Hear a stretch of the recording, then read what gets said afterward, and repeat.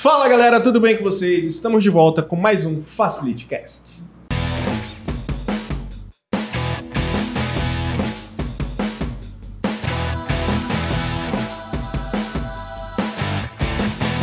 Então é isso aí galera, vamos lá. Sejam todos muito bem-vindos ao nosso canal. Se você estiver pelo Spotify, pelo Deezer ou Apple Podcast, já se inscreve aí no nosso canal. E se você está pelo YouTube também, já se inscreve aqui, já deixa o like, deixa os comentários aí que vai ser bem importante para o nosso canal. Antes de iniciarmos, eu quero apresentar a galera que está aqui hoje comigo. Brunão. Hi. This is Bruno. Estamos aqui hoje também com ela, a Rita, que já esteve aqui no nosso podcast. Seja bem-vinda de volta, Rita. E Léo. Léo também que está aqui hoje com a gente. Léo, seja muito bem-vindo. Valeu, obrigado. E já aproveitando, se apresente para a nossa audiência aí. Quem é você, o que você faz e como veio parar até aqui? Bora lá. Eu sou Leonardo, né? Eu sou programador já há mais ou menos uns 10 anos. Comecei com tecnologia, a parte de eletrônica ali, iniciozinho, gostava de programar, via uma coisinha, foi seguindo vida, programando e estamos aí até onde a gente está hoje. Trabalhando do Brasil para fora, todo lugar que precisar de alguém de tecnologia, estamos por aí. Show! E Rita, você que já esteve aqui no nosso canal, a Rita é a nossa CTO, né? É importante a gente salientar isso. E ela já esteve, acho que no nosso primeiro podcast, né? Sim. Foi, acho que foi um dos primeiros e não foi feito com você, foi com a Renata. Não lembro muito bem, porque faz um bom tempo. Foi sobre mulheres empreendedoras. Isso, né? Aí você já falou, né? Eu sou a CTO da Facility e trabalho como desenvolvedora há mais de 10 anos também. Show! E como que vocês, né? Ambos são desenvolvedores, né? É importante a gente frisar isso aqui. E como é que vocês entraram nesse mercado, né? Como que foi, tipo, o primeiro contato de vocês, né? Por exemplo, o Bruno, acredito que não estava na cabeça dele ser um contador, né? Digamos assim, um empresário contábil, né? E, enfim, a vida proporcionou isso aí. Como que foi isso para vocês, né? Como que vocês chegaram eu quero ser desenvolvedor, né? Ainda mais a Rita, né? Que eu acredito que há alguns anos atrás não era tão comum assim mulheres desenvolvedoras, né? Ainda não é comum no Brasil. É mais comum fora, principalmente na Índia. Eu já trabalhei com várias desenvolvedoras mulheres indianas. Foi uma experiência muito bacana, porque aqui você não vê isso. Mas quando eu comecei não tinha mesmo, não. Eu só tinha uma professora mulher, de TI mesmo, na universidade. E na turma, tinha muito assim? Aí tinha pouquíssimas. E que terminaram comigo também foram muito poucas. Eu lembro de uma que foi que eu fiz o TCC, que foi a Kessia. E hoje ela também ainda trabalha como desenvolvedora. E as outras eu perdi contato, mas foram bem poucas, umas 4. Legal. E como é que foi pra você chegar nisso, né? Tipo, eu quero ser desenvolvedora. Eu não pensei nisso. Na verdade, eu não tinha nenhum objetivo quando eu saí do ensino médio, como todos os adolescentes normais. Comum. Exato, muito comum. Eu fiz vestibular, eu não passei. Aí eu tentei uma bolsa. E eu consegui em ciência da computação, mas eu queria engenharia da computação, porque eu achava que era mais chique. O vestibular que você fez e não passou era para engenharia da computação? Era para engenharia da computação, só que eu não passei, mas eu consegui uma bolsa para ciência da computação, numa faculdade muito boa aqui. E aí eu fiz, só que aí eu gostei muito, porque eu sempre gostei muito de exatas. E deu certo, foi uma escolha que não foi a minha escolha, mas deu muito certo, eu me identifico muito, né, sendo desenvolvedora e fazendo o que eu gosto hoje em dia. Mas antes disso eu não tinha nenhuma pretensão de ser desenvolvedora, porque nem existia tantos assim. Pelo menos não no meu mundo. No meu mundo não existia. Depois que eu conheci o mundo, eu conheci vários outros desenvolvedores. Eu lembro que quando eu estava nessa fase também de terminar ensino médio para entrar na faculdade, minha mãe falava, né? Tipo, a referência que a gente tinha, né? Pô, você tem que fazer ciência da computação para ser um professor de informática. Que, tipo assim, era o que tava bombando na época, né? Mas ainda tava bombando, né, na sua época.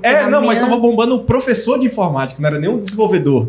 Entende? Entendi. Então era o professor de informática era o que tava bombando, porque tinham recém-chegados os computadores, então, tipo assim, professor de informática, aprender a mexer em computador era o ápice, assim, né? E aí, então, tava muito em voga isso, o professor de informática. E agora que eu acredito que está explodida aí, né, de desenvolvedores. O máximo que eu fiz antes de entrar na universidade foi um curso técnico de montagem e desmontagem de computador, formatação, e um curso de designer, que a gente mudava o cabelo da Angelina Jolie. Que eu acho que todo mundo que fez design fez esse curso. E o Gui foi professor disso aí, né, Gui? Só isso. Eu não tenho muitas coisas para falar. Essa é a minha trajetória até agora e eu sou muito orgulhosa disso. Legal, legal. E você, Léo? Então, foi mais ou menos o mesmo esquema também. Eu cheguei na TI por acidente. Como minha família era do interior, não tinha muito conhecimento, ela queria que você fizesse ou direito, engenharia, essas profissões como são mais tradicionais, medicina. Né? Só que como eu não consegui também a nota, né? Não fui para nenhuma faculdade boa, nem nada, nem nenhum curso bom. Coincidentemente, eu estava fazendo um técnico em eletrônica e eu gostei bastante da parte de programação que tinha lá. Aí começou a dar gosto, né? E vi que tinha vagas na universidade ainda para a área de tecnologia. Aí eu fiz sistemas da informação também e por aí foi, estágio, depois programando, consultoria, tudo mais, e aí você vai pegando gosto.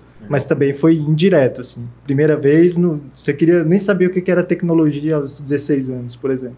Saquei. E aí depois que vocês fazem esse curso, enfim, né, se forma, como é que foi a entrada no mercado de trabalho? Né? Como é que foi para você, principalmente, a questão da barreira de entrada no mercado de trabalho?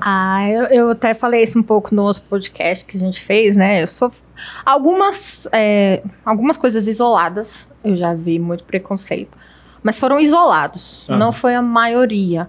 Como, por exemplo, um colega meu levar um currículo meu pro chefe dele, porque estava com uma vaga aberta para estágio, e o chefe dele olhar para ele e falar: uma mulher não programa, por que você trouxe esse currículo para mim? Caraca, na cara dura, assim. Ele falou que falou super limpo com ele, assim, jogando certo, assim. Porque também eu entendo o lado dele também, mas eu vejo o meu lado. Lógico. E aí ele falou assim, eu ponho minha mão no fogo por ela. E aí eu agradeci muito a ele, né, por ele ter feito isso, porque não é qualquer pessoa que faz isso por você, independente da profissão. Mas eu nem fui para essa vaga, eu fui para outra que eu tinha passado. Nunca passei em vaga só por causa daquilo que eu disse. Na verdade, é muito ruim para um desenvolvedor falar. Então, normalmente, você tem que fazer mais do que você fala. E é isso que, assim, deixa as vagas abertas tanto para mulheres quanto para homens. Ainda vai ter esse tipo de preconceito, ainda é muito comum. No meu último trabalho como CLT, eu ouvi uma história que teve isso na minha contratação, porque mandaram o meu currículo, meus testes, e um dos chefes de equipe falou: eu não vou querer uma mulher na minha equipe. Nossa. E aí o meu chefe maravilhoso, que foi um chefe muito bom, falou: não, eu não me importo com isso, o currículo dela é bom e ela passou, então eu vou chamar ela para minha equipe. Pela qualidade técnica, né? Exato. Independente de gênero, cor, qualquer outra coisa. Então foi muito legal essa oportunidade que eu tive lá. Eu fiquei 1 ano e meio nessa empresa e foi muito bacana. Foi a última empresa que eu trabalhei CLT. Na minha primeira empresa que eu trabalhei CLT, era uma empresa pequena, aqui mesmo de Brasília. Aprendi bastante coisa. E para entrar lá eu fiz prova. Então, como eu passei na prova, eles me chamaram e não teve nenhum problema. Isso era em que ano? Nossa! Entregou agora. Vai revelar. Não, porque assim, o tema do nosso assunto aqui é questão do dev para o exterior, que assim, depois da pandemia teve um crescimento absurdo, né? A gente tá percebendo isso. Sim. E naquela época, acho que era ali 2015... 2012, nossa senhora. 2012 eu 10 fiz... anos. 2012 eu fiz a minha primeira prova para entrar nessa empresa pequena aqui de Brasília. Tá. E aí, tanto que me falaram que eu tinha passado em primeiro lugar, eu não acreditei. Porque eu tinha feito a prova, não estava muito bem no dia, mas eu dei o meu melhor. Sim. E aí eu fiquei toda, exibida depois, mas eu fiquei feliz. E isso foi em 2012, não tinha muitas mulheres. Nem na minha turma tinha, quanto mais fazendo prova para estágio. Prestação de serviço pro exterior, zero ainda, né? Nossa, aqui no Brasil, para mulher, Brasil, 2012, não. Eu acho que em 2012, até mesmo para homem, ainda era algo que... É bem comum em comparação com hoje em dia. Depois da pandemia, aumentou bastante. Isso é com certeza. Mas na Índia já era uma tendência forte. Por causa do inglês, né? Eles já eram bastante contratados por empresas americanas e que falam inglês normalmente. Porque é uma língua deles nativa, né? Eles têm o próprio inglês. Então, é muito mais fácil quando você já fala desde pequeno, quando você aprende depois de grande, porque foi o meu caso. Eu comecei a trabalhar pro exterior...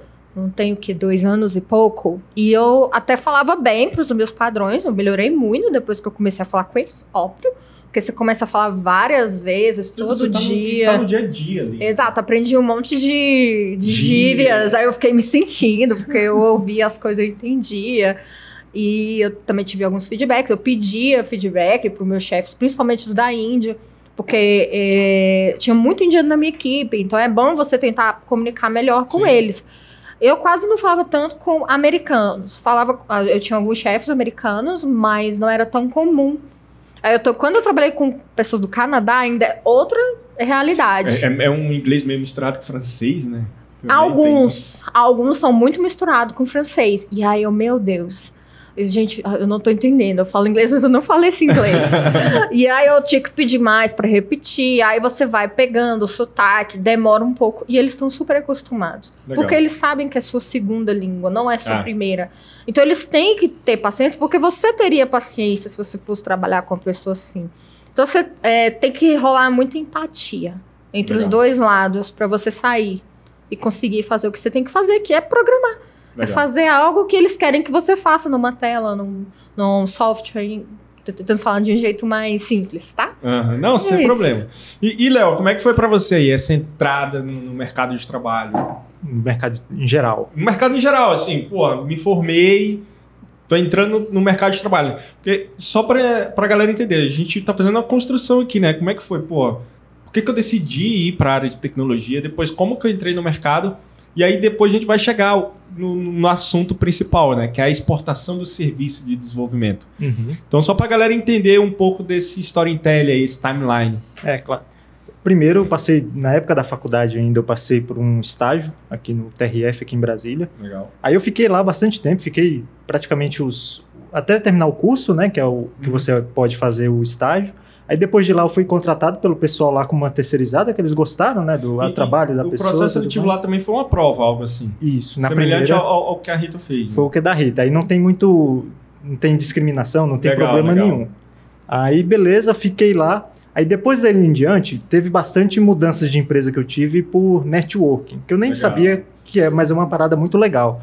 Porque, querendo ou não, tava com a pessoa ali do lado, ela via meu trabalho, via como que era a pessoa, né? Que eu acho que é o principal, nem tanto de tecnologia, mas... A vivência em si, né? Sim, você conhece a pessoa, sabe como que ela é, a tranquilidade de trabalhar, tudo mais. Responsável. Sim. Tá vendo, pessoal? Devs, eles têm network aí. Eles têm network. Pois é, eles se socializam. O pessoal acha que desenvolvedor é só codificar e não precisa ligar pro mundo, né? Bota um fone ali e acabou, mas você tem que ter a parceria entre... próprios desenvolvedores, gerentes e tudo mais ali, vai criando um relacionamento. E aquele negócio, não adianta você ter um QI extremamente elevado se você não tem um coeficiente emocional razoavelmente suficiente para se socializar, né? Sim. Exato, e socializar é muito difícil. É muito difícil. Não é só para desenvolvedor. Eu não acredito nisso. Lidar com seres humanos é difícil. Né? Isso. Essa é a realidade, né? Alguns têm um pouco mais de facilidade, outros nem tanto, mas no geral... Né? Trabalhei equipe não é muito fácil, não. É difícil. Porque, querendo ou não, as equipes de dev geralmente são equipes grandes, né? E aí você lida com diferentes nacionalidades, diferentes naturalidades, diferentes sotaques, aquilo que você falou, né? Então, você lida, além de ser diferentes cabeças pensantes, são diferentes culturas, né? Então... Muito ego também, né? Que a Rita... O ego é a parte mais delicada na TI. É mesmo? Por quê? Ai, que pergunta, Gabriel. Porque a pessoa, normalmente, quando ela faz o trabalho dela, normalmente ela se apega muito ao trabalho. Ela sabe o que ela tá querendo, a arquitetura, o que ela faz. Porra, eu desenvolvi, é o filho. Eu desenvolvi o Meu PayPal, filho tipo aqui, isso, né? Pô, eu desenvolvi o PayPal, você desenvolveu o quê? Um Tinder? Deve ser tipo isso, né? Mais ou menos. Tipo assim, isso aqui é meu. É uma sensação de posse. Saquei. Então, se você falar pra alguém que é seu e você falar que tá ruim, acho que você fez o café pra gente. Saquei. E aí eu vou falar, o seu café poderia estar assim, assim, assim. Aí você olha assim, mas eu fiz o meu melhor café pra você, Saquei. Mas entendeu? você não fez o suficiente. Mas você não fez o suficiente pra eu, que eu estou reclamando. Sim. Mas você não viu o esforço, eu não vi o esforço que você teve pra você fazer o seu café. Exato. Então, principalmente no início da carreira, as pessoas têm que ter deve muito doer, cuidado, né? Muito cuidado pra falar do trabalho de outra pessoa. Muito, muito. Porque na faculdade a gente sempre fala, mas por que você fez assim? Isso aqui? Na faculdade você tá aprendendo. O jeito que você vê as coisas é diferente do que quando você já tá lá trabalhando e fala do trabalho de um colega. Entendi. De alguém que tá trabalhando com você. É muito pior, muito mais difícil. E tem ambientes muito difíceis de trabalhar que você é meio que obrigado a ficar vendo o que o outro faz. Nossa. E o jeito de você dizer causa inimizade pra sempre. Imagina. Eu mesmo me arrependo de várias coisas que eu disse e que eu fiz nos empregos anteriores que eu não deveria ter feito. E eu só aprendi isso com os anos e com muitos tapas na cara. De como agir, como ter esse network. Network não é fácil. Não é fácil você falar com as pessoas e construir um relacionamento. Principalmente numa parte que você tá vendo que o outro tá fazendo toda hora e o que ele faz vai impactar no seu trabalho. Isso é extremamente importante, né? E aí tu pega esse network, vocês dois no caso, né? Pega esse network cada um e vai seguindo a sua carreira, né? E aí pra gente começar a entrar aqui na parte de prestação de serviço pro exterior, né? Como que foi, de onde veio isso? Pô, vou prestar serviço para uma empresa em outro país. Chegou a oportunidade até vocês, eu quero ouvir de cada um, né? Chegou a oportunidade até vocês, ou tipo assim, pô, vou procurar um serviço fora, vou procurar um job fora. Como é que foi isso? Eu falo primeiro? Pode ser. Pode ser. Eu já fiz os dois. Já fui procurada e já procurei. Legal. Primeiro eu fui procurada, porque normalmente toda pessoa de TI é procurada. Legal. Só que assim, eu ficava com medo de aplicar para essas provas. Porque eu achava que o meu inglês não era bom o suficiente, eu não ia entender nada na hora da entrevista, eu ia passar vergonha. Pra que eu vou passar vergonha se eu já tô no emprego bom? Entendeu? Você faz várias perguntas. Pra que eu vou me humilhar? Pra que eu vou me humilhar? O sim aqui já tá certo, eu não preciso ir lá buscar uma humilhação. Legal. É igual relacionamento. Aí eu pensava assim, não vou fazer. Até que eu tava cansada do meu emprego anterior do CLT, eu falei, gente, não quero mais trabalhar aqui. E aí eu recebi a proposta pelo LinkedIn, foi uma das últimas. Eu já tinha recebido outras. E aí eu aceitei. E foi numa empresa brasileira que prestava serviço para fora. Aí eles falaram, olha, a gente vai fazer um teste para ver se você tá adequado. Eu falei, mas eu nunca trabalhei. Eu expliquei tudo. Foi sincerão. Fui sincera em tudo. Que eu falei, eu já tô num emprego bom, ganho bem. Pra que eu vou ficar saindo daqui? Eu falei, olha, eu nunca trabalhei com inglês. Vai ser a minha primeira oportunidade, mas eu aceito fazer todas as provas e testes. Legal. Aí ela, beleza. E aí eu fui fazendo, né? E aí, quando eu fui falar com a última pessoa, eu falei, olha, meu inglês é esse. Aí a gente fez um teste, falou em inglês, não sei o que. Ele, não, seu inglês tá ótimo pra você trabalhar com a gente. Aí eu olhei assim, você não sabe o que você está falando, tá? Eu fui super sincera, porque eu tava com muito medo. E ele foi super sincero comigo também. Quando eu cheguei lá pra falar, a primeira pessoa que falou comigo foi uma americana. Gente, ela falou 100%. Eu entendi 40%. Nossa. E eu falei, yes.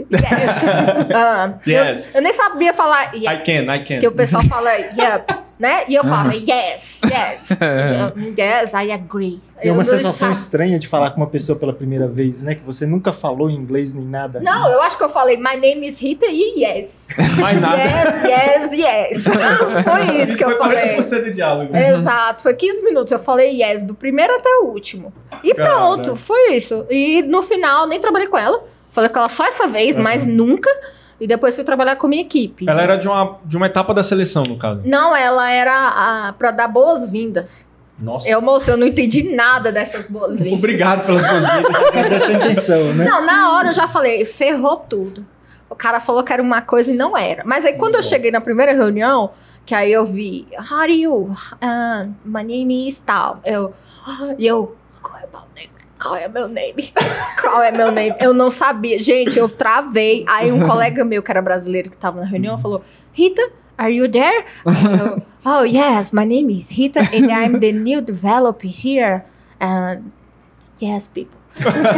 Pronto, finalizou a primeira reunião, passei da primeira reunião. Tá ótimo. O resto, eu só ia lendo o que eu tinha que fazer e eu fazia. Aí nas reuniões eu... sorry for my English, but I will try to do my best. Pra quem não entendeu, eu falei, eu vou tentar fazer o meu melhor. E meu chefe foi levando, e ele ria comigo. Olha, eles sabiam que eu tava nervosa, eles riam comigo, porque no final eu falava, yes, we finished that. Aí, uma vitória, acabou. Não, cada reunião era uma vitória, então o primeiro mês é agoniante. Mas isso é muito bom, que aos poucos foi te dando segurança, né? Foi te formando quem você é hoje. Mas teve reunião que eu saí chorando, porque demorava 2 horas numa reunião, que era 30 minutos. Nossa. Porque eu não conseguia expressar. E eu saía chorando. E depois eu melhorava. Eu vou ter que ir. Uma vez eu falei com o meu chefe, olha, meu chefe brasileiro, eu falei, olha, pergunta pra eles se eu tô indo bem. Porque eu tô achando que eu tô mal. E aí ele foi perguntar pra eles e falaram, não, tá tudo normal. Porque quando eles estão com problema com alguém, eles avisam. Eles não deixam pra última hora. São bem diretos. Né? Eles são diretos. Comigo, eu tava me sentindo mal, mas eles estavam super bem com o meu trabalho. Legal. Só que às vezes você fica com essa síndrome. Eu não estou trabalhando o suficiente. Então, isso é muito comum. No Brasil, no exterior, você trabalhando pra qualquer lugar. É uma síndrome sua.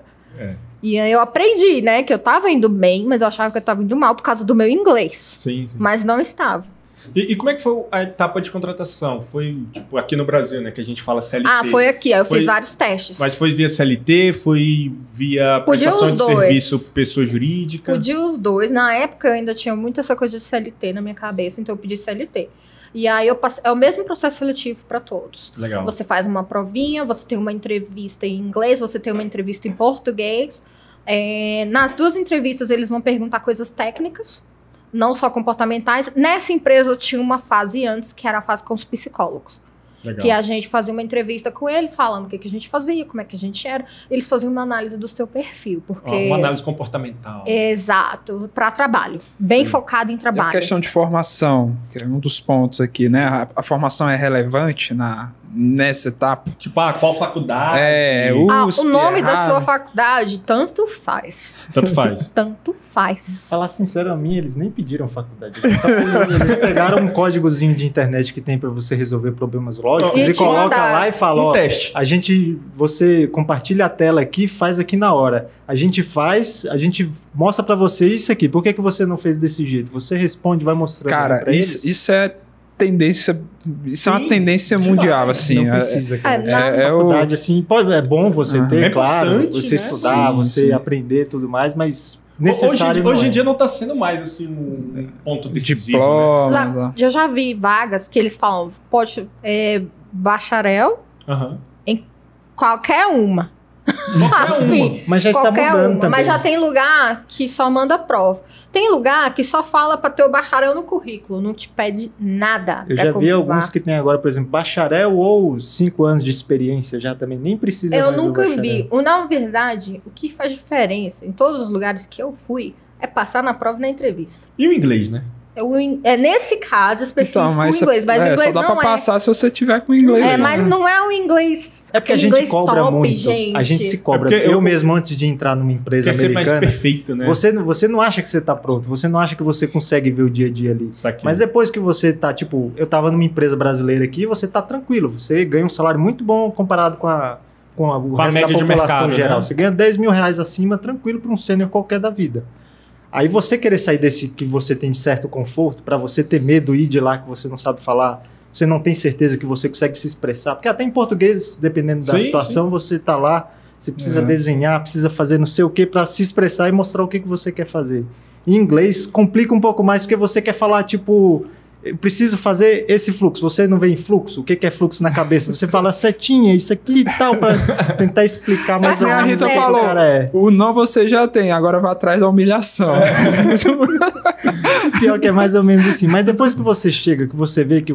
É o que você vê, por exemplo, série, jogo. Eu nunca fiz um curso de inglês, nada da vida mesmo. Mas você sabendo entender, falar... Você vai falar errado? Com certeza. Você não fez certo. Curso de inglês? Gente, não fez Thomas Jefferson? Wizard de nada da vida, não. É porque quando você tá falando...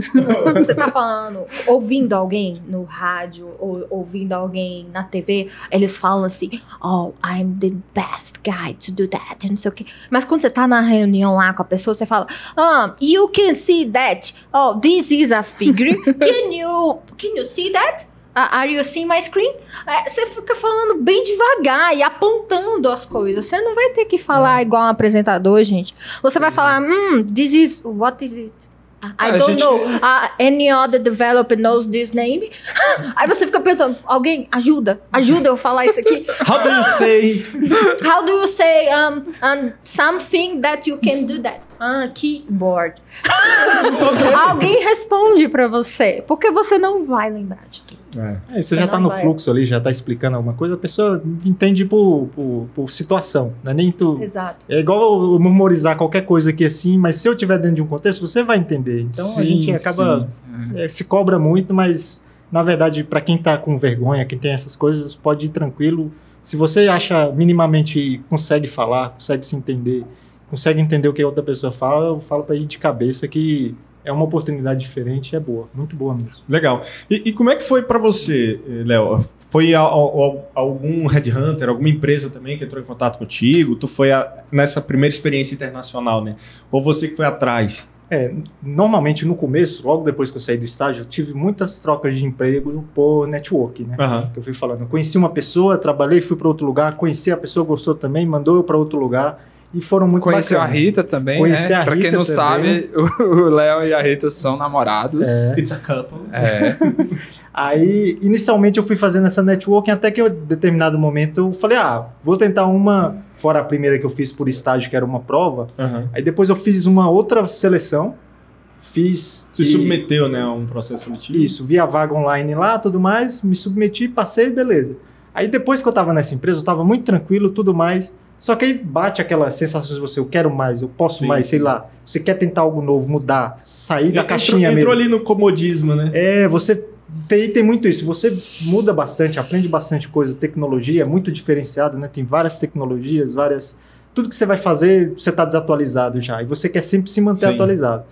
E eu, por exemplo, estava numa empresa, ela era bastante grande aqui do Brasil e tal, mas aí estava no LinkedIn, dando bobeira, e o pessoal toda hora estava pandemia, né? Muita gente mandando vaga, era por dia você recebia 3 vagas por dia.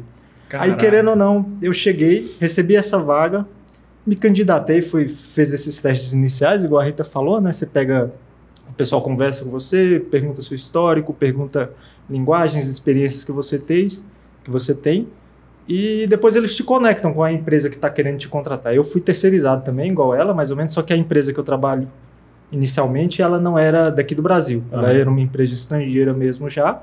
Aí eu precisava abrir uma empresa, tudo mais, né? Fiz aqui com a já o seu processo de contratação foi via pessoa jurídica. Foi via pessoa jurídica. Não foi igual da Rita, por exemplo, que ela já começou com CLT e depois mudou. Legal. O meu eu já tive que ir atrás, pegar uma empresa, sair desse paradoxo que eu preciso de uma CLT da vida para garantir... de uma carteira assinada. Mamãe ensinou, né? Esse negócio que você tem que ter para aposentadoria e tal, sendo que é muito mais flexível você ter uma PJ hoje em dia e fazer outras... Você ter a sua previdência privada, você ter o seu próprio plano de saúde e tudo mais.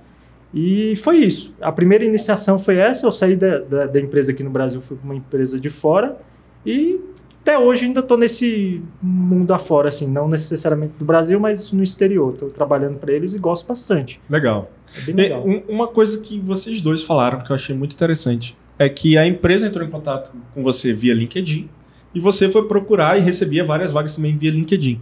É uma ferramenta muito importante para esse ecossistema? Para TI, eu acho que sim. Eu acho que para TI ela é fundamental. Você precisa ter. É fundamental para o programador. Para a empresa, ela está correndo muito atrás mesmo, de todos os programadores que tem lá. Você vê para pessoa... Eu conheço pessoas que mal acabou de sair da faculdade e não quis nem vir para o Brasil, porque já estava recebendo oferta no LinkedIn para ir para fora do Brasil. Teve uma menina que trabalhou aqui com a gente, na TI, a nossa estagiária. Ela trabalhou aqui. E a primeira oportunidade dela, antes de se formar, acho que na metade do curso, foi para trabalhar nessa empresa que presta serviço para fora. Um projeto ainda do Brasil, mas a empresa já presta serviço para fora. Caraca, que da hora. Aí, isso foi há pouco tempo, faz menos de um ano. E é assim, gente, o pessoal tá formando. Meu irmão mesmo tá na TI agora. Sim. Já tá fazendo o primeiro semestre de TI. E ele é uma pessoa que tá trocando de carreira. Então, tem muita gente trocando de carreira. Fazendo transição de carreira. Tem pessoas que acham que passou de certa idade e não consegue mudar, né? Seu irmão já tem o quê? Mais de 30, né? 34. Tranquilamente. 33. Aí ele tá formando, ele tá indo agora, né, pra TI. Mas ele sempre foi uma pessoa que gostou um pouco de lógica, um pouco de computador. Uma mente mais exata, né? Uma mente mais exata. Mas o pior é que tem muita gente que não é de exata também. Você vê, tem várias áreas dentro da tecnologia que não precisa ser exato. Legal, isso é muito importante. Tem, por exemplo, a UX, né? Que é uma galera que vai estudar mais a questão de experiência ali, como que fica melhor esse botão aqui em cima, usabilidade. Não só isso, puxando um gancho, o Léo falou muito bem de network. Então, se você trata bem sua equipe, se você trabalha em equipe bem, isso às vezes, muitas vezes, conta mais do que você ser um bom desenvolvedor. É que nem a galera, esses headhunters falam, né? O currículo, o conhecimento técnico, ele é importante para você entrar na empresa Mas para você continuar nessa empresa é o relacionamento interpessoal. Relacionamento interpessoal é fundamental. Ainda mais para um cargo de liderança, né? Cargo de liderança. Igual, lidar com o ser humano é quase que o inverso de exatas, né? Ó, a gente vai colocar aqui a fonte da pesquisa, mas a Microsoft ela fez uma pesquisa e ela identificou 400 mil desenvolvedores no Brasil. Né? Só quando? Isso agora é 2022. E a demanda é de 8 milhões de vagas. Só para Brasil. Tem muito mercado ainda. Né, muito mercado. E o legal é que assim, um parceiro nosso, eu não vou falar quem, porque é um dado sensível, não tem autorização, mas um parceiro nosso que é responsável por receber valores, né, pagamentos do exterior, que o público-alvo deles são desenvolvedores, só eles têm 15 mil usuários que recebem recurso do exterior, né, para o Brasil. Caramba. Então, e a maioria, 90%, é tudo dev. É tudo dev. Então, só essa galera é 15 mil, porque não existe, eu pesquisei, né? Não existe uma pesquisa que mostre quantos devs desses 400 mil, quantos estão prestando serviço para o exterior. Mas, assim, uma plataforma que recebe, que ela nem assim, é uma startup, só ela tem 15 mil. Né? Desses 400, aí eu acho que algo em torno de 40%, 30%, 40% já tem uma galera já prestando serviço ou já de olho nesse mercado. Então, enfim. E eu acho que algo importante que o Léo falou também, que na pandemia deu esse boom, né, cara? Teve bastante. Já tinha um forte crescimento de devs, já tinha um forte crescimento de demanda, melhor dizendo, né? Pro exterior. Pro exterior e para cá. Okay. Tanto para interno, dentro do próprio país, quanto externo. Já tinha esse movimento. Mas aí com a pandemia, como a pandemia acelerou muitas coisas que demorariam muitos anos para a gente chegar, aí a gente meio que acelerou isso também. Exato. Mas já era um movimento que já estava acontecendo, porque esses dados de que aqui falta o profissional de TI já são bem antigos, assim, de que tá faltando há muito tempo. Sim, Só que agora deu um boom, porque tudo tá indo para TI. Entendi. Eu adoro isso, não vou negar. Não, assim, a gente tem um parâmetro muito claro, né? Que, por exemplo, na parte contábil, antes um pouco da pandemia, falava-se em ter assinaturas digitais nas juntas comerciais, abrir empresa de casa. Antes da pandemia falava-se muito disso e era algo que saía o balcão único, né? Por exemplo, que saiu um pouco antes da pandemia. Você abre empresa de casa, rápido, online, só que não acontecia, não né? acontecia. A pandemia forçou um pouco. Exato. Era uma tecnologia... Tornou necessário. Exato. Era uma tecnologia que existia, só que uma tecnologia, você vai lá para assinar erro Pato 04. E tipo assim, uns erros nada. Erro Pato 04 é muito bom. E aí, então, com a pandemia, muita coisa foi se corrigindo. E, hoje... Tanto que a gente até viu uma notícia hoje, né? Que o tempo médio de abertura de empresa no Brasil é menos de 24 horas. Pela primeira vez na história, o mês de agosto, deu menos de 24 horas para abrir a empresa. Em agosto do ano passado... De 2021. De 2021 era 1 dia e 22 horas, se não me engano. Quase 2 dias, né? Isso, só agora... lembrando que esse dado é sobre a maioria. Sobre a maioria, sobre todos os tipos, né? Exatamente. Sim. Porque tem alguns tipos que ainda enrolam porque ainda não foram automatizados todos os passos. Isso. Agora, para o público, né, que nos assiste que vai ser o perfil aí, né, que são as sociedades limitadas, o tempo tá 22 horas. Então, tá muito bacana. Tá bem legal mesmo, assim. E, cara, isso graças à tecnologia, né? Graças a vocês. Há 3 anos atrás você tinha que ir em cartório fazer um monte de coisa. Hoje você faz tudo pelo computador. Completo. Graças a vocês, né? E, assim, a hipótese que eu tinha aqui antes da nossa conversa é a respeito de você entrar, né? Você ter uma oportunidade. A hipótese era, tipo, um relacionamento com os caçadores de talentos, headhunters, né? Ou procurar plataformas especializadas, enfim. Ou é o network com colegas. Então, acho que ficou claro que é um pouco de tudo também, né? Tudo. Mas querendo ou não, network é importante, LinkedIn, é um pouco de tudo no fim das contas. Não existe eu tenho que ir por aqui, Tem algumas plataformas que te ajudam mais especificamente. Como, por exemplo, fazendo merchandise, da Revelo, não sei como é que lê o nome. A gente vai deixar o link. Tá, a Revelo é uma delas. Mas é para profissionais de TI. TI, exclusivamente? É, ou a maioria? A maioria. Áreas voltadas a TI. Tem o X, tudo. Isso. Aí tem a Turing, né? Que aí ela é realmente específica para desenvolvedores. E essas são voltadas para o mercado internacional. Exato. Isso. Legal. Exato. Aí não tem só Estados Unidos, gente. Ah, tem outros países. É o mundo inteiro, né? Pois é, eu trabalhei em uma empresa que eu estava serviço no Canadá, por exemplo. Legal. E aí é um pouco diferente. Primeiro que era melhor para mim, por causa do fuso horário. Como a empresa era mais pro fuso horário daqui, da onde eu tô, era muito melhor, porque eu trabalhava em onshore, ou seja, no mesmo horário deles. Na que eu trabalhava pros Estados Unidos, eu trabalhava mais pro oeste, então era 4, 5 horas de diferença. A menos, a mais, eu nunca lembro, gente. Mas era ruim. E como é que é essa adaptação, né? É interessante isso daí você perguntar, porque igual hoje, a Facility, nós temos sede também na Estônia, né? E nós temos sede também nos Estados Unidos. E principalmente na Estônia, quando a gente conversa com a nossa equipe contábil de lá, a gente tem que observar essa questão do fuso horário para não encher o saco da pessoa lá de madrugada. O bom daqui da Facility, principalmente para a área de TI, é que a gente começa mais tarde. Ah, legal. Eu já sempre programei o funcionamento da área da TI e da Facility para começar mais tarde. Uhum. Por quê? Porque desde que eu trabalhei para fora, eu tenho o costume de acordar tarde. E é tipo um mal dos desenvolvedores ficarem acordados até tarde. Sim. E acordar tarde. Então é meio normal pra gente começar a trabalhar depois das 10, 11 horas da manhã. Legal.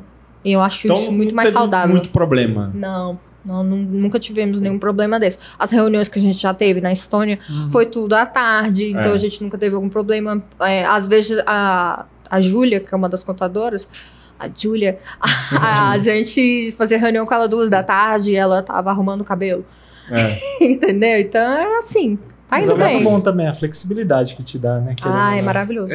Aqui com dados da Facility, que a gente, assim, boa parte da nossa base de clientes são devs que prestam serviço para o exterior. Aqui, ó, 65% das notas que são emitidas vão para empresas dos Estados Unidos. Isso. E o resto é extremamente pulverizado. Tem Canadá depois em segundo, aí tem Reino Unido e Alemanha em quarto. Tem França e tal, mas é bem pulverizado. A grande maioria é nos Estados Unidos. E a Rita tinha tocado nesse assunto, que é com relação a fuso horário, né, Rita? Assim, acho que as empresas americanas, além de ter um mercado muito mais... Muito grande, né? Muito forte nos Estados Unidos, né? A fonte de grandes startups, né? Isso, muita grana rolando lá. É isso ou é porque lá na Europa é fraco mesmo de demanda? Não, né?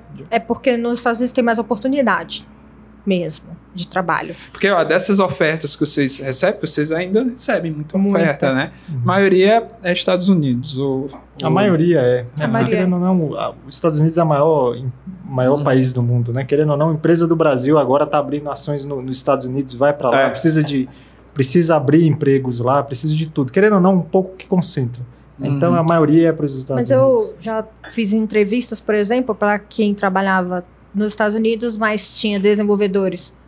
Não tô brincando, da Ucrânia e da Rússia no mesmo time. Olha aí. Caraca! Foi bem legal. Eu fiz uma entrevista com o cara, mas eu não quis prosseguir com porque eu tinha passado em outro. Então, eu não quis prosseguir com o processo seletivo. Mas aí eu conversei muito com a pessoa, depois que a gente tira a humilhação do inglês, a gente começa a conversar com qualquer um. E eu tava conversando com essa pessoa, ele já era gerente dessa equipe. E eu falei, nossa, dá algum problema? Aí ele, não, nosso problema é que é só horário.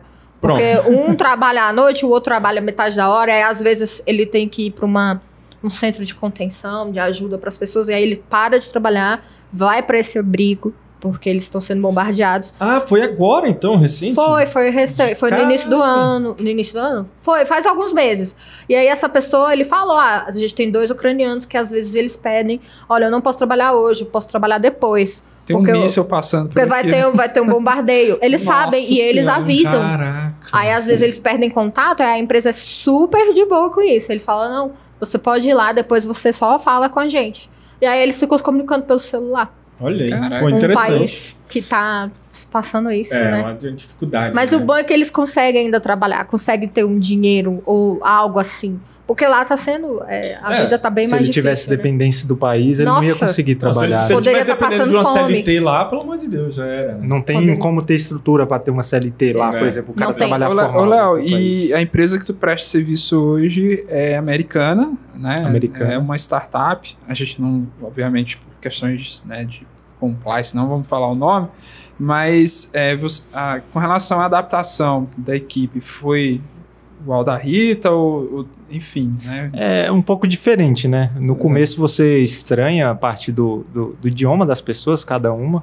Tem vezes que você fala com um nigeriano, é um sotaque completamente diferente de um americano. Do mundo inteiro, né? É igual a gente, o cara fala também um nível razoável, mas cada um tem seu sotaque, tem tudo. Mas quanto a isso, quanto a resto de trabalho, eu achei toda a parte bem tranquila, para ser sincero. O pessoal é muito educado. Nunca tinha trabalhado com pessoas tão educadas e tão corretas do jeito de trabalhar. No Brasil não é comum assim eu ver. Não é. Eles têm um processo tudo definido, planejar saída, planejar releases, planejar subir um software em produção, fazer testes, fazer isso. Eles são bem mais... Mas eles gostam da gambiarra brasileira também. Rigoroso. Todo mundo. Mas vamos colocar o ícone da gambiarra, a chinela aqui. É bem famoso. Tem assim, hora que é necessário, né? Querendo dar gambiarra. Mas no geral eles são bem diferentes. É uma experiência diferente, né? De você trabalhar, de conhecer isso aí. É muito legal. A Gambira foi criada brasileira, mas ela é universal, tá? A gente só aperfeiçoou. A gente só aperfeiçoou. O brasileiro só tomou posse. Mas ela é universal, só deixando claro. Não, legal. E agora entrando para um assunto mais business, né? Como que foi essa experiência, de sair aqui de um emprego normal, tradicional e ter empresa, né? Empreender? Porque agora você, além de desenvolvedora, você também tem uma empresa, né? Um CNPJ, uma personalidade jurídica. Como é que se encaixou isso para vocês? Foi um impacto muito grande? Foi tranquilo? Ter que emitir nota, ter que pagar outros tipos de impostos? Olha, a diferença é que você tem que fazer isso um passo a passo. Legal. Porque você fica perdido. Nossa, eu vou mudar de pessoa. Não, você não vai mudar nada. O que você vai mudar é que imposto tu vai pagar. E agora você vai conhecer o imposto que você vai pagar. Né, que paga. Aí, normalmente, você não vai saber nada disso. Como é que abre uma empresa? Eu vou no site e abro, porque a gente que é programador, a primeira coisa que eu pesquisei foi como abrir uma empresa. Aí eu falei, eita, eu não posso fazer isso sozinha. Aí, como eu tenho a Facilite, é muito mais simples pra mim. Eu fui ali num contador, na outra sala, e falei, querida Meire, quero abrir. Por favor, como é que eu faço? Aí ela, Rita, o que vai te ajudar é fulano, você vai fazer isso, e nisso. Aí eu, o que eu tenho que decidir? O nome da empresa? Nem isso eu tinha. Nome fantasia? Por que nome fantasia? É qualquer nome que você quiser dar pra sua empresa que não tem nada a ver com ela, você põe no nome fantasia. Beleza, ótimo. É qualquer nome mesmo. Aí a razão social não. A razão social tem regra. A razão social tem muitas regras. E eu, tem regra? Aí eu, como é que eu faço isso? Aí, por isso que eu criei o processo de abertura da empresa na Facilite. Só abrindo um parênteses aqui. O sistema Facilite que existe hoje é filho de Rita.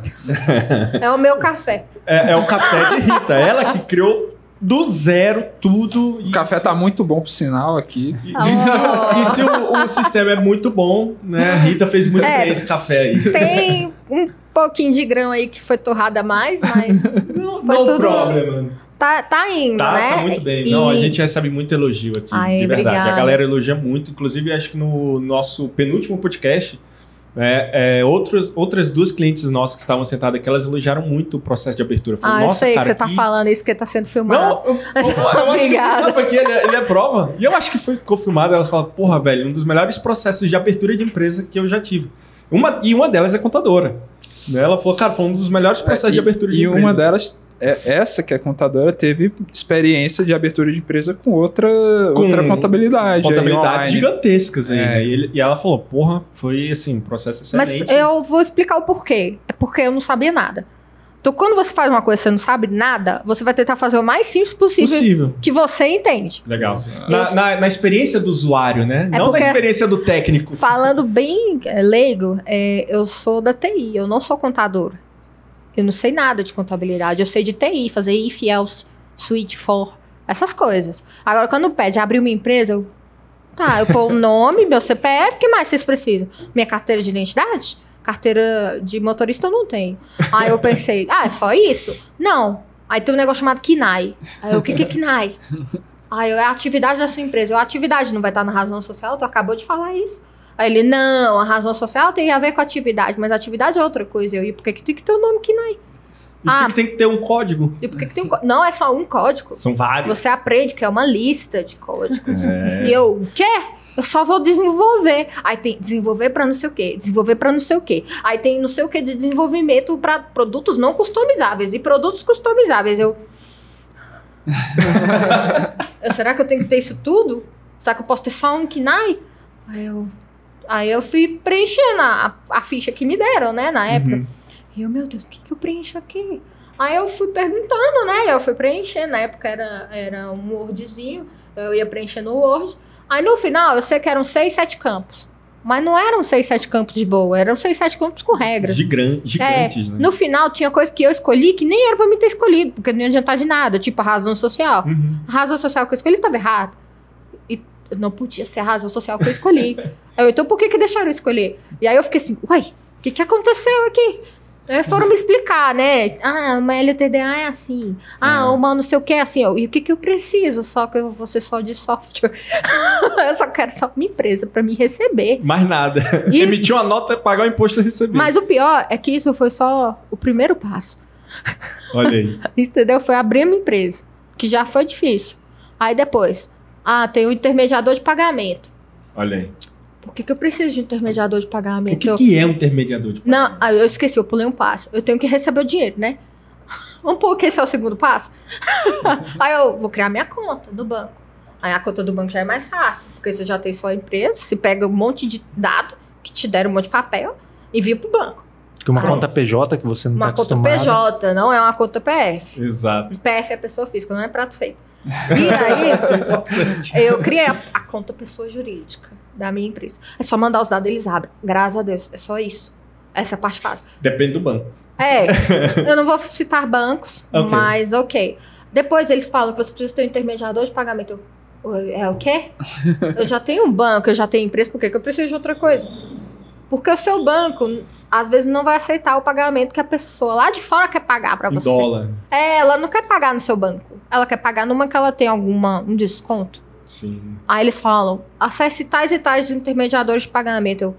O que é isso? Aí eu descobri. Ele é literalmente no meio, né? Tá aqui a sua conta no Brasil, tá aqui o dinheiro que você quer.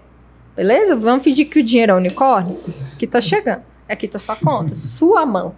Só que aí ele tem que passar por isso aqui, pra ele fazer um proxy, que é transferir o dinheiro pra cá. Sim, fazer o câmbio. Exato. E aí esse cara que às vezes você tem que pagar uma graninha pra ele. Então você tem que decidir. Não existe almoço grátis, né? Não, né? E você já trabalhou pra receber esse dinheiro, tá?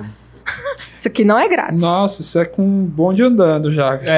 E você tá trabalhando e tendo que abrir essa conta. Resolvendo problemas de adulto. Montando paraquedas. Exato. E aí o seu dinheiro tá aqui, aquele bolada de dólar. E tu não consegue. Primeira vez, né? Nossa, Nunca dinheiro na vida. ansioso. E você, ai meu Deus, e agora? Qual deles? Porque tem vários, com várias taxas. Aí, inclusive, a gente tem um artigo sobre os tipos, né? De intermediador de pagamento. Depois põe o link aí, Gabriel. Tá na descrição. Sobre isso. E aí eu abri, né, a conta no intermediador de pagamento. E aí o intermediador de pagamento, ele tem um horário, um dia pra pôr o dinheiro na sua conta. Não é na mesma hora. E não é assim, não. Não é Pix. Nada. Não é Pix. Cai na hora. Não é Pix. Aí o dinheiro cai aqui, ele pode ter 1 ou 2 dias pra cair na sua conta no Brasil. Porque o intermediador, ele só recebe do banco fora e passa. Faz o câmbio. É só isso. Pega o dele, né? Pega o dele. E depois te passa o resto. E depois te repassa o que sobrar. O que é muito dinheiro ainda, né, gente? Não vou negar. É um dinheiro bom. E aí eles passam pra sua conta. Aí quando chega na sua conta, você tá todo feliz. Não. Vai chegar na sua conta. Tô no terceiro. Intermediador de pagamento. Aí chegou na sua conta. Beleza. Aí o que você faz agora? Emite uma nota fiscal.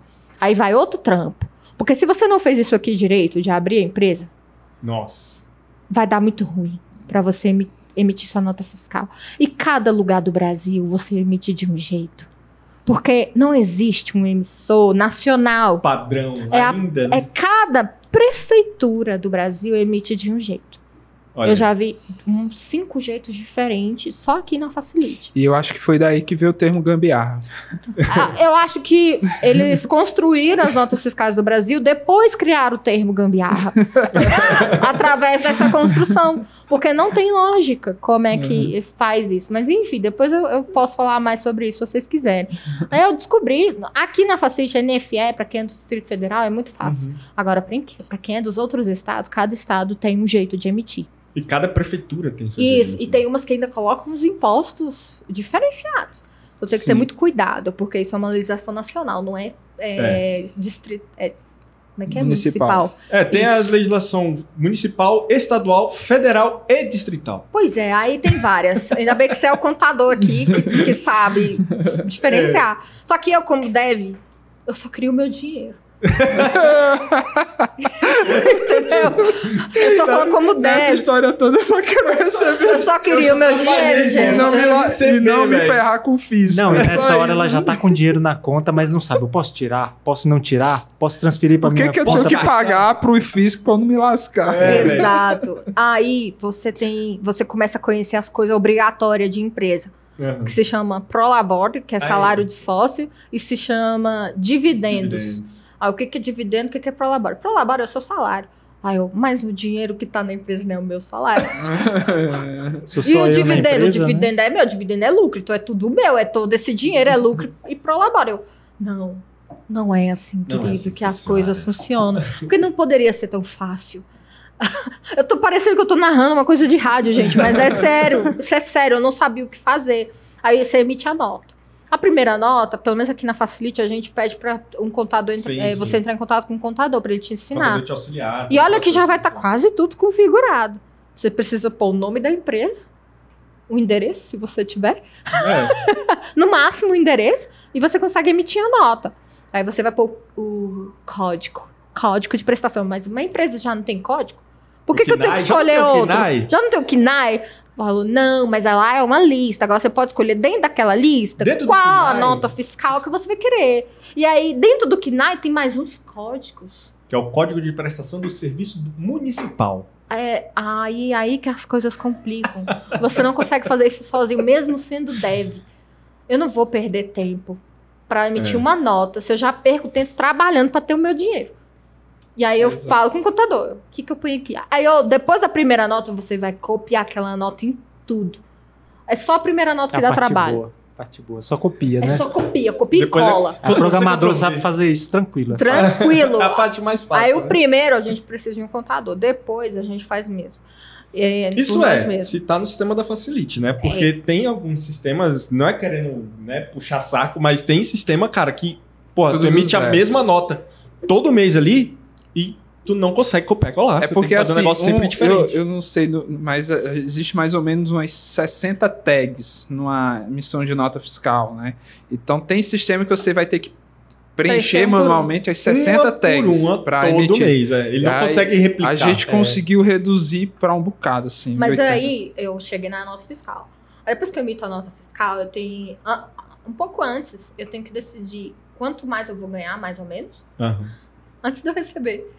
Eu tenho que pensar quanto mais ou menos eu vou ganhar para eu definir o meu valor de Prolabore, se eu vou tirar dividendo ou não. Porque é a lei, você tem que seguir a lei. Sim. E aí, de acordo com o Prolabore, é de acordo com o que você vai gastar no mês e que você vai colocar no fisco e na sua declaração e pagar imposto de renda, se for maior que o teto, que o mínimo, né? Exato, aí é 1903. Isso, aí tem as faixas do imposto de renda. E aí você vai verificar quanto que aquilo ali cabe no seu bolso, quanto que você vai ter de patrimônio. Porque se o seu patrimônio for muito alto e sua renda não condizer, significa que você está sonegando imposto. Pode dar e se problema. você está sonegando imposto, você vai cair na malha e pode ser preso. Pode. Então, a gente não conhece nada do que a gente está fazendo, mas a gente tem que fazer. E aí eu tô no 4º passo. Aí eu pensei que o 4º passo ia ser fácil. Mas aí eu chego que depois dos 4 passos, eu tenho que ver Prolabore e dividendo. Aí eu ligo no suporte. Na primeira vez, depois eu só saio copiando e colando e a vida segue até hoje sem nenhum outro problema. São esses 4 passos que são muito complicados no início. Olha aí. E pior que na Facilite, eu vou ser sincero, eu já tive uma empresa antes, há algum tempo, e você tinha aquele emissor de nota fiscal gratuito da Cefaz de São Paulo, que existia. Sim. Nossa, nota do milhão. Para emitir aquela nota fiscal ficava perdido, que você tinha que preencher 60 campos, igual você falou, preenchia para todo lugar, ISS, você não sabe de nada disso. Querendo ou não, aqui é muito mais fácil de você fazer isso. Você só coloca o valor, copia ali do que você já fez mês passado. É uma maravilha, velho. É muito mais simples. E como é que foi para você esse impacto? Ir para essa prestação de serviço, sair, né, de um CLT ali, para ir para uma prestação de serviço pessoa jurídica? Foi uma experiência assim como a da Rita? Eu acho que foi um pouco mais tranquilo, porque eu já tinha alguns cuidados que eu já tinha de... Por exemplo, você que é CLT, tem muitos amigos meus que não têm costume de guardar, de ter uma reserva financeira. Okay. Não tem uma mente diferente, né? Aí já é uma mente de longo mais prazo. De longo prazo, exato. Tem gente que muito fica vivendo de cheque de pagamento a pagamento, não tem um controle ali de reserva, de emergência, de tudo mais. Eu sempre já tive isso, sou bem cuidadoso, chatinho de fazer. A Rita que eu diga, né, Rita? Pode continuar aí. Só trabalha mesmo, só desenvolve. E querendo ou não, isso foi um pouco mais fácil, porque para mim, eu guardo um pouco de dinheiro do plano de saúde que eu pago pela empresa, que eu já deixo guardado há alguns meses adiantados ali no CDB da vida, só para render ali, ficar garantido. Pago os impostos, guardo uma reservinha de emergência para a empresa se precisar por algum motivo também. Tenho o meu dinheiro guardado lá. Aí a diferença que eu senti mais foi essa, de CLT para PJ. Você não tem aquele negócio de fui contratado, preciso ir correndo na clínica tal ali para fazer um admissional. Um admissional. Pega aquela fila chata lá que você fica... Tem 30 pessoas lá, você não consegue marcar, não é uma clínica normal. Às vezes você precisa ir na clínica exata que eles te passam. Fazer todo aquele rito da CLT, né? É uma experiência diferente nesse sentido. E, no geral, cara, bem simples mesmo. Não tenho situação assim para falar que é diferente, para dizer para alguém que não faça. Legal. É uma situação que para mim não tem lados negativos até então. Tem um lado talvez que você tenha mais controle, você... Sim, é que daí você não vai ter férias remuneradas, você não vai ter 13º. Mas a diferença é essa, por exemplo, eu vou tirar férias agora, 2 semanas, eu acordo com o meu gerente geral ali, a pessoa que está acima de mim, falo para ele, vou precisar tirar 2 semanas. Para ele é tranquilo, ele só não vai me pagar. Eu já tô ganhando ali, beleza. Para quem é acostumado de CLT, aí vocês vão pagar as minhas férias quando? Você recebe um saláriozinho na frente, né? Tem toda aquela diferença. Mas quando você vira PJ, vamos ser sinceros, você já ganha seu salário mensal, suas férias do fim do ano, 13º. Vezes mais, né? Tranquilamente. E querendo ou não, se você se organizar com isso aí, é muito suave. Você percebe só o lado benefício, só o lado positivo. Não tem o que reclamar. Pelo menos pra mim, tendo um pouco de planejamento ali, já é até essencial. Sem planejamento, como é o meu caso. Mas aí, nesse caso, você conta com equipe contábil para te ajudar a planejar também. Isso, né? Que é importante. Um dos itens aqui. Conte com um bom contador, né? Para poder auxiliar nisso, para que não aconteça problemas. A Rita deu sorte porque caiu na mão de bons contadores, né? Então, enfim, já tem experiência, já tem experiência, até porque tem uma empresa contábil, né? Sim, e especialista para exportação de serviço. Exato, empresas exatamente. de exportadores de serviços têm vários benefícios fiscais, desde que obedeça todas as regras. Algumas regras. Eu não sabia, por exemplo. Eu estava achando que ia ter que pagar ISS, imposto de renda, todos os impostos federais que você tem ali normalmente, né? 4, 5, sei lá o quê. Depois que eu fiquei sabendo que tem alguma série de benefícios, né? Sim. Se eu fosse para outro contador que não tem experiência com esse tipo de serviços... E não é culpa dele, é porque assim, é muita legislação, é muita lei, algo muito... É muito grande. Hoje, querendo ou não, a legislação tributária brasileira é uma das maiores do mundo, né? Querendo ou não, isso é um fato. E isso é muito importante, porque teve um cliente nosso, que hoje é cliente nosso, né? Um guri que eu conversei, ele é do Rio Grande do Norte. Natal, Rio Grande do Norte. Rapaz, esse camarada, ele estava faturando uma grana que passava de milhão. E deve. Desenvolvedor. Ele desenvolve para uma empresa muito grande na Alemanha, se não me engano. Tava, muita grana mesmo. E aí ele, Gabriel... eu tô na dúvida que eu acho que estou pagando muito imposto. Cara, nunca peguei para dar uma olhada. O cara tava pagando ISS, tava pagando PIS, tava pagando COFINS, tava pagando uma série de tributos que ele teria isenção, né? Que não precisaria pagar. E ainda no Simples Nacional. Nossa, às vezes é isenção ou redução, né? Exatamente, que para ele não era um regime tributário adequado, né? Porque ele estava pagando ali aproximadamente ele estava pagando 22% aproximadamente de imposto no Simples, mais um Prolabore altíssimo que ele pagava extrapolando o teto do Simples Nacional, ou do imposto de renda pessoa. Enfim, esse camarada, cara, no que eu peguei, porque eu conversei com ele um pouquinho, que a gente fez um planejamento tributário, a nossa equipe fez um planejamento, tudo bonitinho, que apresentou pra ele quase chorou, velho. E é uma diferença, né? Porque o cara acha que tá certo. Os dois jeitos são certos, né? Só que você se enquadra melhor em um e você vai se beneficiar melhor desse. Né? Exatamente. Não, e pra mim, assim, foi chocante quando ele viu o resultado, que ele quase chorou, de verdade, assim. Ele falou, cara, eu não tô acreditando. Não tô acreditando que por 5 anos da minha vida eu vivi nessa situação aqui por um pequeno desconhecimento ou atualização contábil, né? E aí, quando ele chega, quando a gente cuida do cara, assim, que ele vê, ele fala, pô, obrigado, velho, obrigado. Tanto que ele não se importou da gente ter que retificar alguns anos pra ele e ele ter que pagar um pouco a mais. Ele falou, cara, não me importa. E assim, o que a gente percebe é porque a profissão de vocês ela é muito semelhante à de um médico, à de um advogado, né? Assim, se a gente analisar na essência, esse perfil de profissional, ele não é um empreendedor. Assim, ele não é. Ele tá focado em desenvolver. Ele tem uma empresa por necessidade. Né? Exato. Então, para resolver esse tipo de BO, o ideal é que você consiga delegar isso para alguém que tenha conhecimento, né? Porque senão você vai perder muito tempo, né? Tua hora, vocês recebem em dólar, né? Então, você não vai perder tempo para resolver problema burocrático. Então, é importante, né, que se delegue isso aí para alguém competente para resolver. E assim, vocês foquem no que vocês entregam o mesmo valor para o mundo aí, quer desenvolver, quer codar. A gente só quer saber no final o que a gente tem que pagar, onde é que tá os códigos de barra, se puder Pix, e o total, e só, acabou. O que eu vou transferir para minha conta, o que eu tenho que declarar lá, em cada linhazinha do que eu ganhei, como é que eu declaro isso, como é que eu declaro plano de saúde. Como é que eu declaro isso? Como é que eu declaro dividendo? Como é que eu declaro meu Prolabore? Eu não sabia nada disso. Sim. Aí eu soube que cada transação eu tenho que pôr um nome. Aí acho que isso aí é o 5º passo. Tem a organização. É uma organização financeira. Mas depois você aprende o beabá, porque, assim, pra gente que é dev, a gente faz o quê? A gente cria um passo a passo. Processo. E a gente só repete o processo. Acabou. Não tem mais nenhum problema. Se sair daquilo ali, não vai sair, porque eu sei que não vai sair, vai ser só aquilo. Então, o restante é só ir levando, ir pagando as contas e pronto. Legal.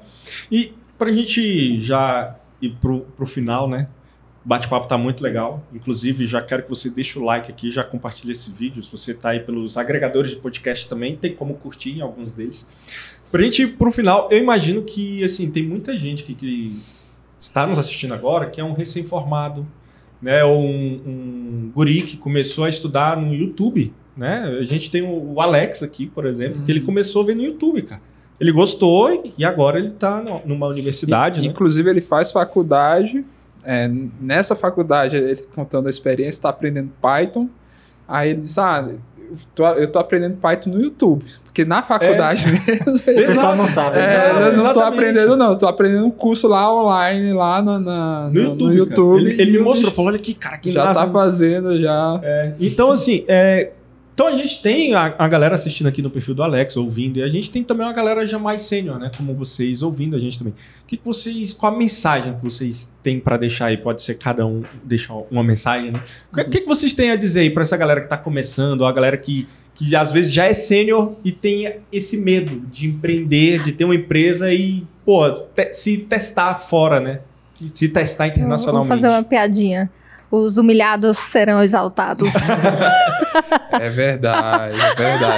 Há 15 anos atrás, deve ficar lá no porão, lá no fundo, ninguém tinha... aquele nerd ali, ninguém tinha vista tinha essa vista aqui, ó, que a gente tá com essa vista linda. Você tem que trabalhar com janela, gente. Tem que trabalhar com janela.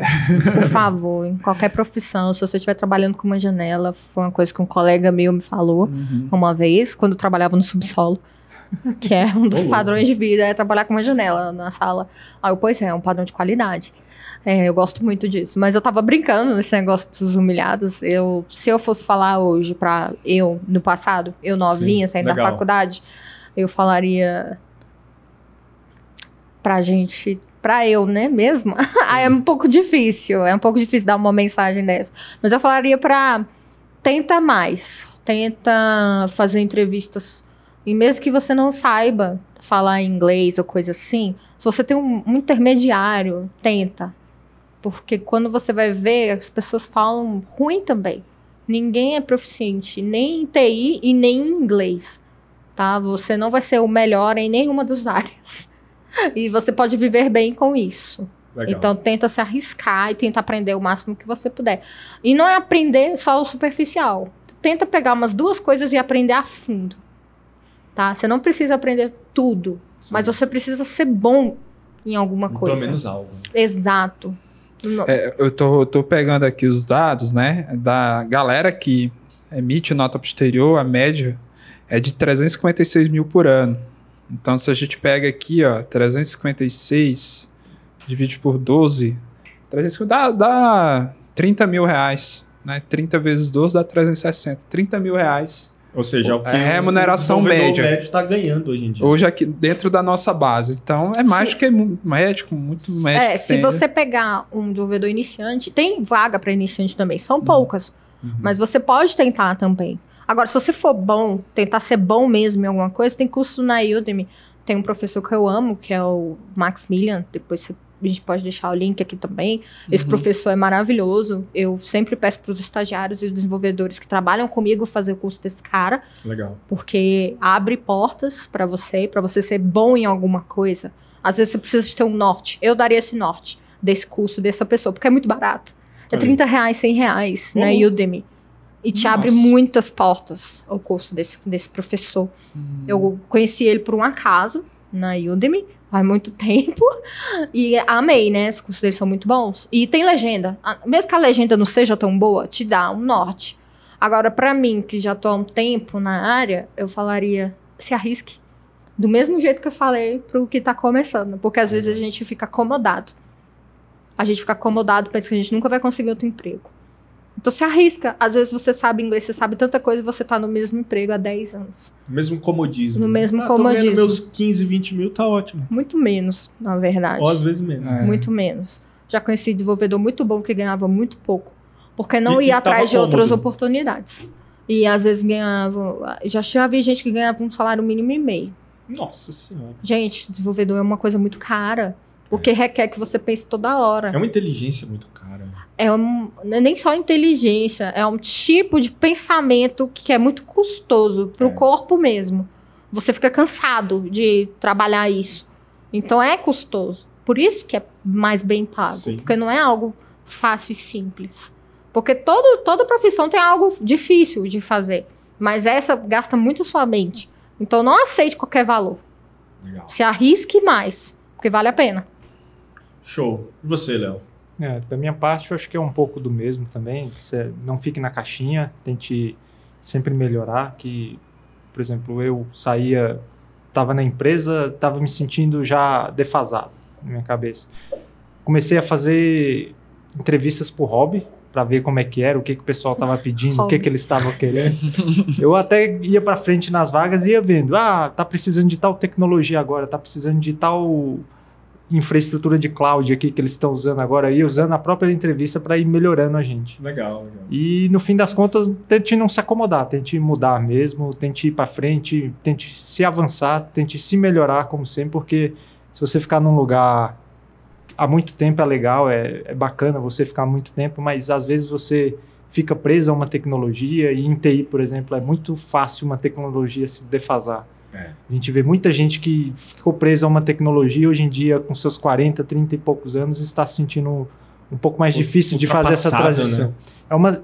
Mesmo sendo tecnologia, você não entende outra parte. Você focou tanto naquilo que você acaba se fixando. É legal você ser a fundo, você saber como é que funciona e tal, mas sempre tente dar o próximo pulo, sabe? Mesmo que você esteja confortável, vá para frente, dê outra olhada, veja como que é do outro lado, essa nova tecnologia que está saindo e... sei lá, aproveite, cara. Tem muita coisa boa em tecnologia, se o cara gostar mesmo, ele vai vai se sentir bem. Legal. E você, Bruno? Eu não tenho nada para dizer, não. O meu único problema aqui que eu vejo, eu como CEO da Facility, e é um problema que a Rita está resolvendo também, é que isso inflacionou o mercado interno, né? Inflacionou o nosso mercado aqui, então a gente está lascado aqui, as pequenas empresas brasileiras, né, assim, mas assim, embora a gente tenha essa dificuldade, mas o nosso foco aqui, né, tanto meu como da Rita, é que, pô, se a gente está com um problema, né, inflacionário dos salários de dev, estamos perdendo dev para os gringos, né, então todo mundo está querendo contratar os melhores, né, mas ninguém está querendo formar. Então nosso foco aqui é estar formando esses devs e tal, para que eles possam atender a demanda. Mas por mais que esse problema se tornou, né, evidente nesses últimos meses, anos depois da pandemia, principalmente, eu fico muito feliz, assim, porque apesar de eu não ser da área de TI, mas eu sou de exatas, né, eu sou curso de engenharia, e sempre amei tecnologia, e quando eu vejo uma profissão dessa, né, um dev ganhar mais do que médico, né, mais do que, né, uma profissão... As profissões clichês, né? As profissões mais... Thomas Jefferson da vida, né? Eu fico feliz pra cacete, né? Principalmente minha sócia aqui, né? Tá ganhando. E orgulhoso, né, cara? Eu me sinto muito orgulhoso. Sim, sim. E brasileiro mandando muito bem lá fora. Exato. Isso é bacana também. Bacana também. Então, por mais que tenha, né, as startups estejam passando por esses problemas, né? As startups, elas conseguem se adaptar como a gente está fazendo aqui, né? Mas aí as grandes empresas estão ferradas. Por mais que tenha todos esses problemas, eu fico muito feliz com um momento que a classe, né, podemos dizer assim, está vivendo. E eu espero que isso dure bastante. Eu também. Vida longa. Eu também. Eu espero muito que continue por muitos anos. É isso, pessoal. Pô, Léo, obrigado, cara, por ter vindo aí. Foi um prazerzão ter você aí. Obrigado pela oportunidade. Que voltar pro kart. Rita, mais uma vez, obrigado por estar aqui todo dia e hoje também, em especial. Gravando. Porque para a Rita gravar é um desafio, tá? É um desafio. A entrevista era com o Léo, mas que falou mais com a Rita. Mas, ótimo. E ela, A definição brasileira de casal, né? A mulher sempre toma a rédea do negócio. Mas foi muito bom, Rita. Foi muito bom, cara. Gostei. Bate-papo acho que foi um dos que... Cara, mais fluiu. Pra quem não gosta de se socializar, foi excelente. E é isso, pessoal. Quero agradecer também você que ficou até o final, tá? Então, não se esqueça de se inscrever no nosso canal. Deixa o like aqui, ó. Segue a gente lá nas redes sociais, no LinkedIn. Segue a gente lá no Instagram também.